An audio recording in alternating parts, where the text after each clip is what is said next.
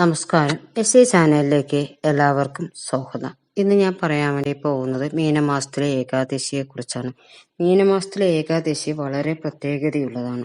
മീനമാസത്തിലും മേടമാസത്തിലും വരുന്ന ഏകാദശികൾക്ക് അതത് മാസത്തിലെ ഏകാദശികളുണ്ട്. എങ്കിലും ഓരോ മാസത്തിലെ ഏകാദശിക്കും അതിൻ്റെതായിട്ടുള്ള പ്രാധാന്യങ്ങളുണ്ട്. അപ്പോൾ ഈ മാസം മീനമാസം വരുന്ന ഈ മീനമാസം 11-ാം തീയതി വരുന്ന ഏകാദശി പാപമോചന്യ ഏകാദശി എന്ന് പറയും. ചൈത്ര മാസം കൃഷ്ണപക്ഷം ആണ് വരുന്നത്. അപ്പോൾ വിഷ്ണു ഭഗവാനെ പ്രാർത്ഥിച്ചിട്ടാണ് നമ്മൾ എപ്പോഴും ഏകാദശി ഉള്ളത്. ഈ പാപമോചനം പറഞ്ഞ ഒരുപാട് പ്രശ്നങ്ങളുള്ളവർക്ക്, അതുപോലെ നമ്മൾ അറിഞ്ഞും അറിയാതെയും ചെയ്തു പോയിട്ടുള്ള പാപങ്ങൾ പൊറുക്കാൻ വേണ്ടിയിട്ടാണ് നമ്മൾ ഈ ഏകാദശി എടുക്കുന്നത്.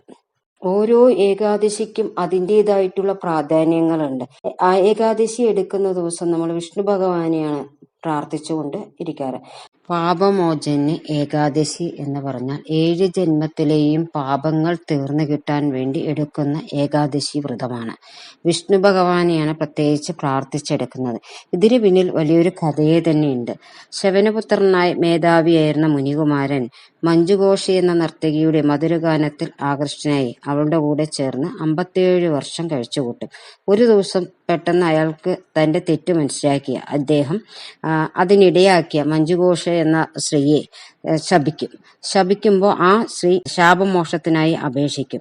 അപ്പൊ ചൈത്രമാസത്തിലെ കൃഷ്ണപക്ഷ ഏകാദശി വ്രതം അനുഷ്ഠിച്ചാൽ, അതുപോലെ മീനമാസത്തിലെ ഏകാദശി വ്രതം അനുഷ്ഠിച്ചാൽ നിങ്ങൾക്ക് ഈ പാപമോക്ഷം കിട്ടുന്നതാണ് എന്നും ഈ മുനികുമാരൻ ആ മഞ്ജുഘോഷ സ്ത്രീയെ ഉപദേശിച്ചിട്ടാണ് ആശ്രമത്തിലേക്ക് തിരിച്ചു വരുന്നത്. തിരിച്ചു വന്നിട്ട് ഇയാൾ ചെയ്ത പാപഭാരം തീരണ്ടേ, അപ്പൊ അയാൾ മഹർഷിയെ പോയി കാണും.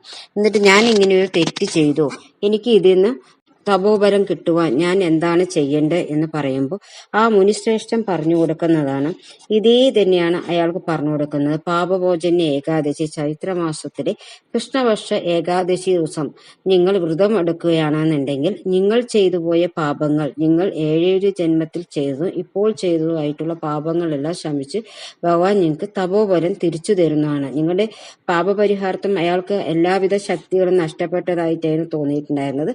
അപ്പൊ ആ തപോബലം നിങ്ങൾക്ക് തിരിച്ചു തരുന്നതാണ് എന്ന് മഹർഷി അവരെ ഉപദേശിക്കും. അങ്ങനെ അവർ വന്നിട്ട് ആ ഏകാദശി വ്രതം എടുക്കുന്നതിലൂടെ ആ ശാപവും പാപവും തീർന്ന് നല്ലത് വന്നു എന്നാണ് ആ കഥയുടെ അർത്ഥം. അപ്പോ ജന്മത്തിലെയും നമ്മൾ ചെയ്ത പാപങ്ങൾ തീർന്നു കിട്ടാൻ ഈ ഏകാദശി വ്രതം എടുക്കുന്നതിലൂടെ നമുക്ക് പൂർണ്ണമായിട്ടും നമ്മളിൽ നിന്ന് ആ പാപഭാരം ഒഴിഞ്ഞു പോകുന്നതാണ്. അത്രയും പ്രത്യേകതയുള്ളതാണ് ഈ ഏകാദശി, പാപമോചന്യ ഏകാദശി എന്ന് പറയുന്നത്.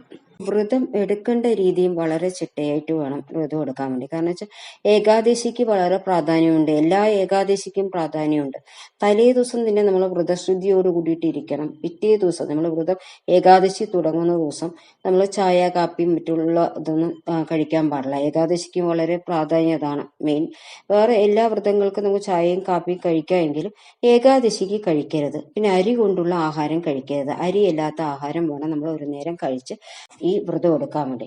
ഈ വ്രതം എടുക്കുന്നതിലൂടെ എല്ലാവിധ ഐശ്വര്യങ്ങളും വന്നു ചേരുന്നു എന്നാ പറയണത്.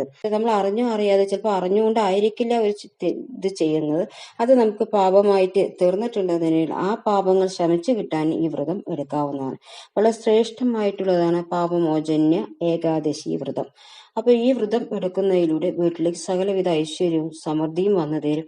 ഏത് വ്യക്തിയാണോ എടുക്കുന്നത് ആ വ്യക്തിക്ക് മനോബലവും ബുദ്ധി സ്ഥിരതയും എല്ലാവിധ ഐശ്വര്യങ്ങളും ഉണ്ടാവും എന്നാണ് പറയുന്നത്.